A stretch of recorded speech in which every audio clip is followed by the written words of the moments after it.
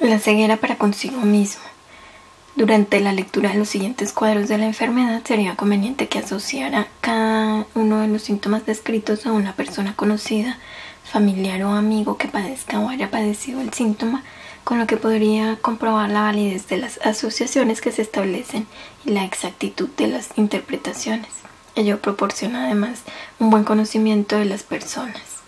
Pero todo esto deben hacerlo ustedes mentalmente y en ningún caso agobiar al prójimo con sus interpretaciones, porque a fin de cuentas a ustedes no les afecta ni el síntoma ni el problema del otro, y toda observación que le hagan sin que la pida será una impertinencia. Cada persona tiene que preocuparse de sus propios problemas. Nada puede contribuir al perfeccionamiento de este universo en mayor medida. Si nosotros les recomendamos que relacionen cada cuadro con una persona determinada, es únicamente para convencerles de la validez del método y de lo acertado de las asociaciones, porque si se limitan a observar su propio síntoma, es probable que saquen la conclusión de que en este caso especial la interpretación no encaja, sino todo lo contrario. Aquí reside el mayor problema de nuestra empresa, la ceguera para con uno mismo. Esta ceguera es endémica. Un síntoma incorpora un principio que falta en el conocimiento. Nuestra interpretación da nombre a este principio y señala que si bien está presente en el ser humano, se encuentra en la sombra y por lo tanto no puede ser visto. El paciente compara siempre esta afirmación con el contenido de su conocimiento y comprueba que no está.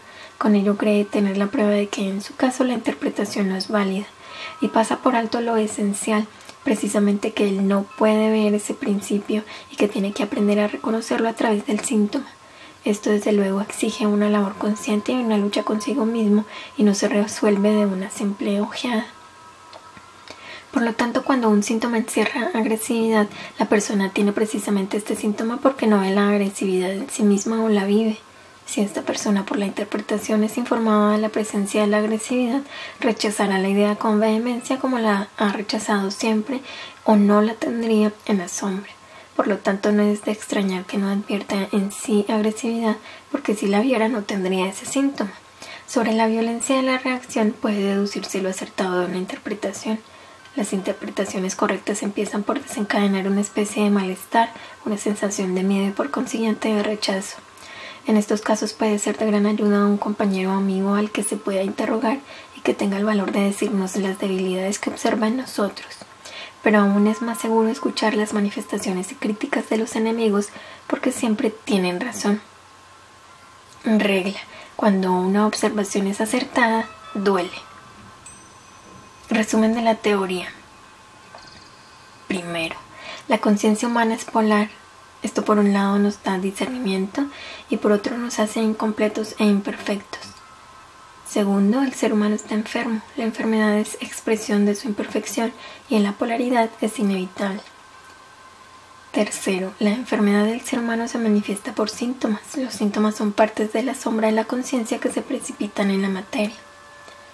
Cuarto, el ser humano es un microcosmos que lleva latente en su conciencia todos los principios del macrocosmos.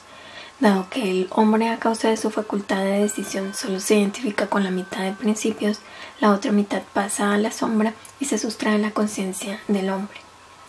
Quinto, a un principio no vivido conscientemente se procura su justificación de existencia y de vida a través del síntoma corporal. En el síntoma el ser humano tiene que vivir y realizar aquello que en realidad no quería vivir. Así pues, los síntomas compensan todas las unilateralidades. Sexto, el síntoma hace sincero al ser humano. Séptimo, en el síntoma el ser humano tiene aquello que le falta en la conciencia. Octavo, la curación solo es posible cuando el ser humano asume la parte de la sombra que el síntoma encierra. Cuando el ser humano ha encontrado lo que le faltaba, huelgan los síntomas. Noveno, la curación apunta a la consecución de la plenitud y la unidad. El hombre está curado cuando encuentra su verdadero ser y se unifica con todo lo que es. Décimo, la enfermedad obliga al ser humano a no abandonar el camino de la unidad, por ello la enfermedad es el camino de la perfección.